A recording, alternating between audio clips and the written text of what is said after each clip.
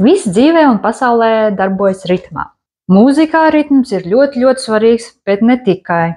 Kaut vai mūsu smadzenes darbojas ritmā, sirds sitas ritmā, gulēšanas režīms darbojas ritmā.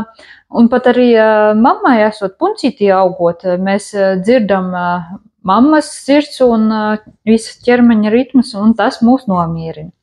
Tāpēc ritms īstenībā var būt ļoti spēcīgs terapeitisks līdzeklis.